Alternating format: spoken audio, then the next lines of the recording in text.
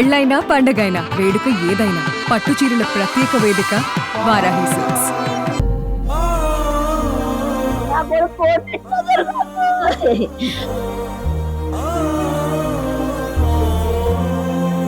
ఇద్దరు నాకు ఒక తమ్ముడు కాదు, నాకు చాలా మంది తమ్ముళ్ళు ఉన్నారు. ప్రతి సంవత్సరం నాతోనే రాఖీ కట్టించుకుంటారు వాళ్ళు.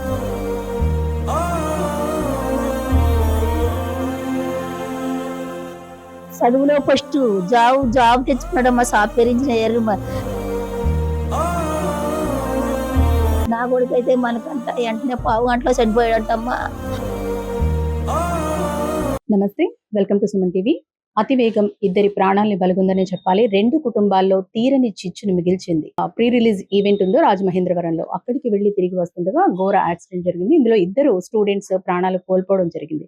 ప్రస్తుతం మనతో పాటు వాళ్ళ పేరెంట్స్ ఉన్నారు. అసలు ఏం జరిగింది ఏంటి? అమ్మా, నిన్న మీతో చెప్పే వెళ్ళాడా మీ అబ్బాయి? చెప్పి వెళ్ళాడమ్మా. నా ఆఫీస్ సెలవమ్మా. నా కొడుకు బీటెక్ చదువుతాడండి. సిపి కంపెనీలో సాఫ్ట్వేర్ ఇంజనీర్ కింద చేస్తాడు, రెండు చేస్తాడమ్మా. నిన్నంటే ఆఫీస్ సెలవు మూల టిక్కెట్లు ఇచ్చారమ్మా. శనివారం 3 లోపల తెచ్చిగానే అమ్మ ఈవెంట్ ఉందమ్మా, వెళ్తాను రామచంద్ర గారికి, పవన్ కళ్యాణ్ గారిది అన్నాడమ్మా. వెళ్తే బాబు జాగ్రత్తగా వెళ్ళి వచ్చాయమ్మా అన్నాడు. టిక్కెట్లు ఇవ్వగానే 4 ఫ్రెండ్స్ ఉన్నారమ్మా. 4 ఫ్రెండ్స్ని తీసుకుని వెళ్ళారమ్మా. 5ంటికి బయలుదేరారమ్మా. బయలుదేరగానే కొంచెంసేపు 9:30 దాకా చూసి 9:30కి బయలుదేరిపోయారంటమ్మా. అయితే అక్కడి నుంచి పెద్ద అవరం వచ్చేటప్పుడు అక్కడ యాక్సిడెంట్ అయిపోయిందంటమ్మా. లారీ గుద్దేసి ఇద్దరు స్పాట్లో చచ్చిపోయారమ్మా. నా కొడుకు స్పాట్లోనే లారీ గుద్దేసి చనిపోయారమ్మో. ఇద్దరు కొడుకులు చదువులో ఫస్ట్ అమ్మో. చరణ్ కొడుకో, నా మణికంఠ కొడుకు చనిపోయారు. మీకు చెప్పే వెళ్ళారా? ఇలా ఈవెంట్ ఉందని చెప్పే వెళ్ళారా? మీకు ఎలా తెలిసిందమ్మా ఈ వార్త యాక్సిడెంట్ అయిందని? ఈ యాక్సిడెంట్ అయిందని వార్త నాకు దాకా రాలేదమ్మా. మా అన్నయ్యకి మా అల్లుడికి ఫోన్ చేశారమ్మా. ఫ్రెండ్స్ ఫోన్ చేశారమ్మా. 4 వెళ్ళారు కదమ్మా. ఇద్దరు బండి మీద వెళ్ళారమ్మా. ఓ బండి మీద పడిపోయిందమ్మా. ఓ బండి మీద వాళ్ళకి యాక్సిడెంట్ అయిపోయిందమ్మా. వాళ్ళ స్పాట్ లో దెబ్బలు తగిలేసి 1 గంటలో చచ్చిపోయాడు, 2 గంటలో చచ్చిపోయాడమ్మా. నా కొడుకు అయితే మనకంట వెంటనే పావు గంటలో చనిపోయాడంటమ్మా. అయితే ఉండేవాడమ్మా మీతో, అంటే ఇంట్లో ఎలా ఉండేదమ్మా? ఇద్దరు పిల్లలు చాలా మంచి ఉండమ్మా.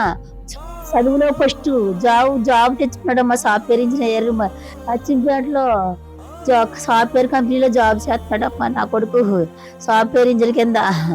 అయితేనమ్మా ఆ సెలవు మూల వెళ్ళాడు తల్లి. లేకపోతే వెళ్ళకపోయినమ్మా నా కొడుకు చాలా వజ్రాలమ్మా. ఏ అలవాట్లు లేవు, మంచి ఫ్రెండ్స్లమ్మా నా కొడుక్కి.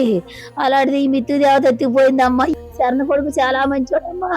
నా కొడుకు చాలా మంచి బుద్ధులమ్మా. ఇద్దరికి మంచి చదువుకున్నారమ్మా. జాబులకు చూసుకుంటున్నారు. జాబు చేస్తున్నాడు కొడుకు. ఆ కొడుకు చరణ్ కొడుకు కూడా 1 నెల జాబు చేసాడమ్మో. ఇద్దరు చెప్పలేని సాగు చచ్చిపోయారమ్మా. నా కంటికి కనపడలేదు కొడుకులు. నిన్న మధ్యాహ్నం దాకా నాకు తెలుదమ్మా కొడుకు చచ్చిపోయాడు. మా ఊళ్ళు అందరికీ తెలిసింది, కానీ అక్కకే నాకు చెప్పదమ్మా గుండె ఆగిపోద్దని.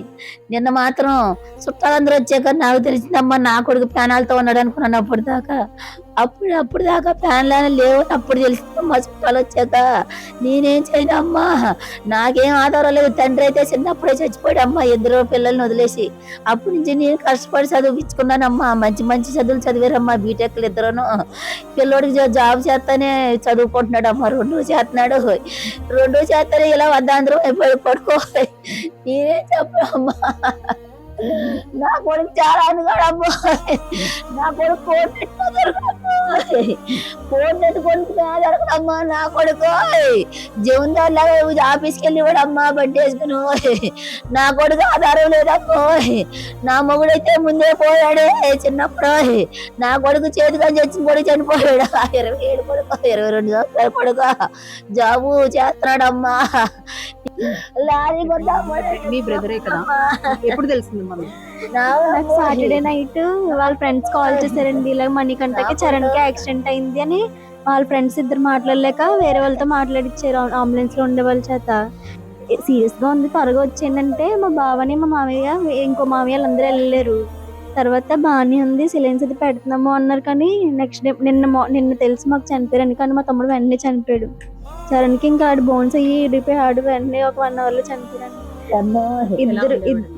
ఇద్దరు నాకు ఒక తమ్ముడు కాదు, నాకు చాలా మంది తమ్ముళ్ళు ఉన్నారు.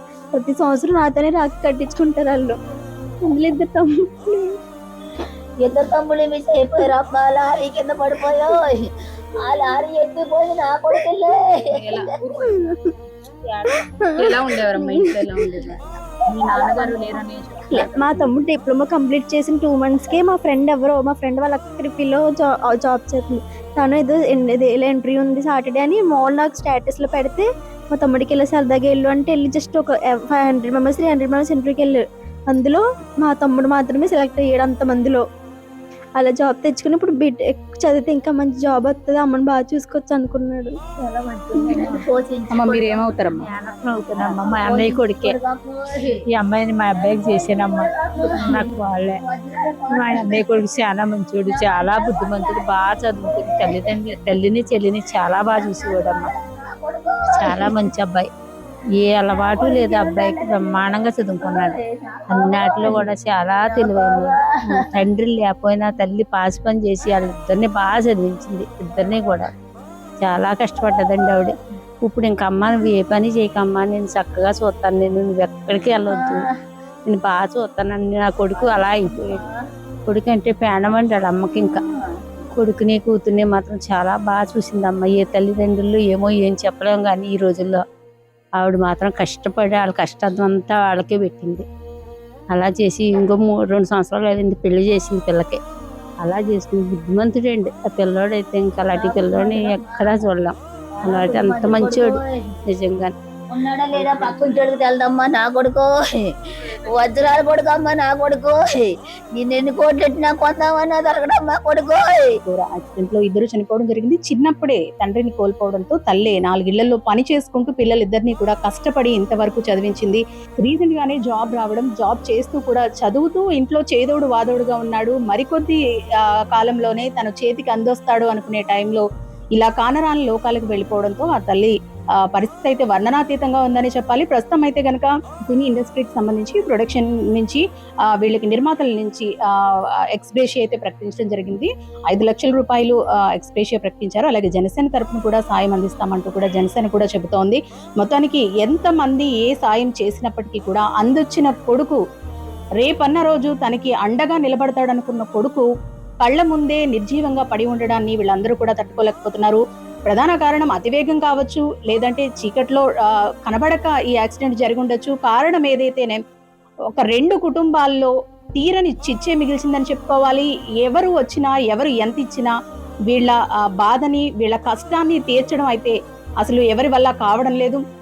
అతి వేగం ఇలా స్టూడెంట్స్ ప్రాణాలని బలిగొంటుంది. అయితే ఎవరైనా సరే ఎక్కడికైనా వెళ్ళినప్పుడు కూడా జాగ్రత్తగా తిరిగి ఇంటికి రావాలన్న ఉద్దేశంతో జాగ్రత్తగానే వెళ్ళాలి తప్ప ఇలా తల్లిదండ్రులకు కడుపుకోత మిగిల్చకూడదంటూ కూడా చాలా మంచి.